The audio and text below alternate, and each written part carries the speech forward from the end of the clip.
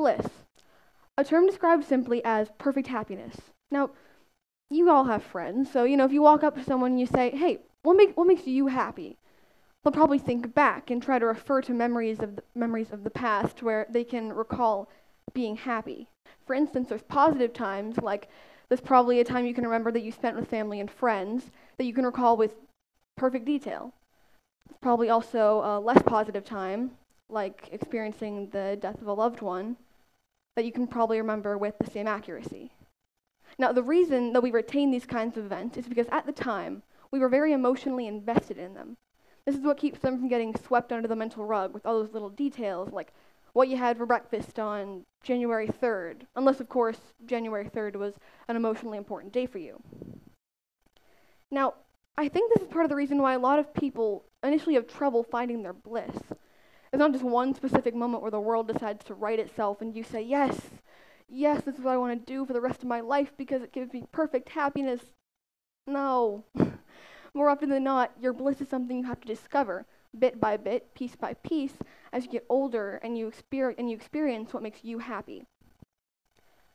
Personally, there were some very circumstantial events that set me on the path to discover my bliss. And I've known what I wanted to be, and I've been learning more about my bliss for years, but unfortunately, when we were assigned this project, I kind of got tunnel vision.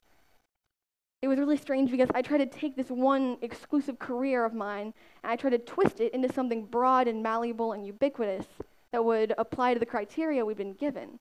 The very guidelines that had been set to help me expand my bliss were, in fact, restricting it. Now, let me tell you about how your brain can be the biggest enemy to your bliss. On October 7th, 1999, my mother went into early labor at just 28 weeks. Now, the term for a regular pregnancy is about 40 weeks, so my parents knew something was wrong. They rushed to the hospital, where I was born a few hours later, with an unhealthy low birth weight, severely underdeveloped lungs, and due to previous lack of oxygen, questionable brain integrity. The doctors also found out, that's me by the way, and the doctors also found out that I had interventricular hemorrhaging, which is bleeding in the brain, particularly the ventricles. As you can see on the slide, survivors of IVH often have severe neurological and cognitive disability. I also had grade 3 post-hemorrhagic hydrocephalus, which is a buildup of fluid in the brain.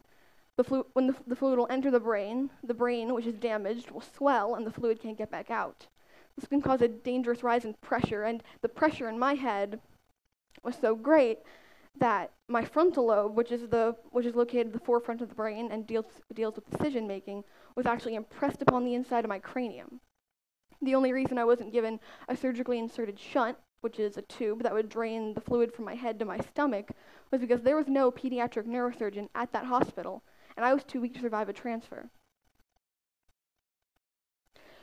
Now, the doctors told my parents that because of all the damage that was being inflicted on my brain, I would most likely suffer from cerebral palsy, which is damage to the motor control centers of the brain.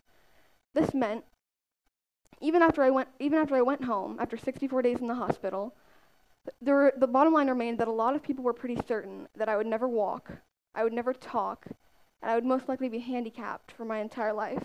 It didn't quite turn out that way. Of course, I've wondered how. How have I not only survived, but thrived? Well, there are so many other people out there, especially children who were born preterm, who suffer from things like cerebral palsy and other consequences of premature birth.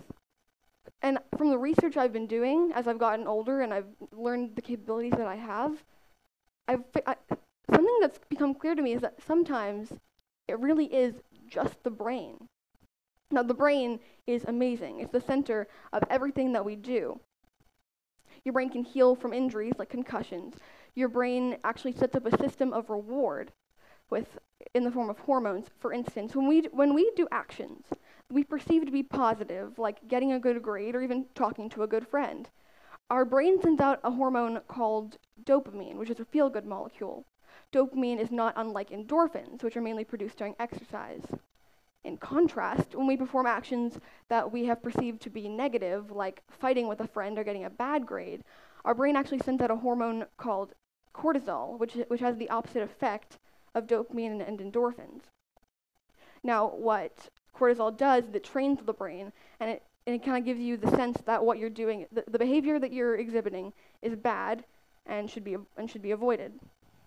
It sounds like we know a lot about the brain from what I'm telling you, right? Well, for all that we know about the brain, there's still many ways where it can behave unpredictably. An example of how this is acted unpredictably is Martin Pistorius. In 1988, when Martin was just 12 years old, his parents started noticing a change. Very slowly, during his 12th year of life, he stopped eating. He stopped interacting with his family and his friends. Eventually, he even stopped walking. He was confined to a wheelchair within the year. Of course, his parents took him to doctors and neurologists, but all they could only say they knew nothing about it. All they could say is that he was being struck by some unknown neurodegenerative disease. They said he had the mental faculties of an infant and that he was in a state of permanent regression. Martin spent more than the next 10 years of his life in hospice care, severely physically handicapped and thought to be mainly unaware of what was going on around him. However, by the time he was well into adulthood, one of his nurses thought she saw signs of awareness in Martin. Now, she insisted to his parents that he receive cognitive testing, and the results of these tests proved what Martin's doctors had gotten wrong. Martin was, in fact, very, very aware of what was going on around him. Now, the rigorous therapy that followed this discovery allowed Martin use of broad motor controls, and he was able to use computer to communicate. He talked about how he had woken up about 2 years after he was first thought to be unaware. This is Martin now, with his book, Ghost Boy. He talks about how he'd been aware of everything. He said he remembers being 16 or 17 years old and being sat down to watch TV. You know what was on TV? Barney. And he was unable to tell anyone to change the channel. But due to the extensive neurological research and new technologies, Martin can actually walk. He's learning to reclaim the power of speech, and because of all the research that's being done, he's actually now able to pursue his own bliss as a freelance web designer. Like I said, it seems like we know a lot about the brain. I was pretty certain that I knew all I needed to know about the brain. And knowing what I did about the endorphins and the cortisol and the reward systems and the healing powers and the parts of the brain, I started thinking of myself so mechanically that I told myself I needed to be financially secure in order to be happy. Now, I was kind of panicking because I was struggling to find that bliss that was perfectly balanced on that line between well-paying and made me happy. And so all of the things I enjoyed doing, narrative writing, reading, swimming, I sort of just bulked at those things because there's no way to make a guaranteed career out of those. Of course, as soon as I turned that into a coherent thought, I realized that there was no such bliss in the universe that was like that. I guess I had to do a total mental reboot, and I had to basically start over in the middle of this project too, and try to discover what my bliss was. I went back to the very beginning. And there it was. Now, somehow, I survived countless complications brought about by my birth. What better way than to use that gift-wrapped miracle than to find out how? And not just for my own interests, but for the sake of replication.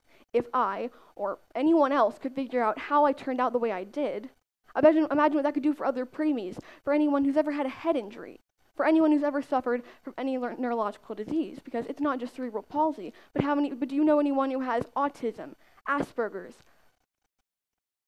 dementia, Alzheimer's? All of these things can be learned from the brain, and it's just amazing how much there's that we don't know about the brain. And there are so many people out there who, because of head injuries or preterm birth or any other circumstances, they're out there and they're locked inside themselves. Maybe people know that they're aware, but they can't talk. They can't share their ideas or their hopes or their dreams. And it's ultimately what I avoided that was the inspiration for my bliss. In a profession, my bliss is pediatric neurology. I know it's very, very specific, very nerdy of me, but I don't think I could ever be happier than than not only following my own bliss, but helping people achieve theirs. Now, what I've really taken away from this is that trying to change my bliss to fit the expectations of others has gotten me nowhere. It wasn't until I actually chose to follow my bliss that I understood the truth about it, and the truth about everyone's bliss. The facts and statistics of your brain do not in any way limit you or limit your bliss. Anything can trigger your bliss, whether that, or trigger the start of your bliss, whether that was someone who made a difference in your life, the words of a song, the words of a poem, experiencing nature, or something as simple as a smile. Your bliss is there, whether it's in your brain or somewhere far less tangible. But the point is, it's there so you can find it. And if you can find it, then you can follow it. Thank you.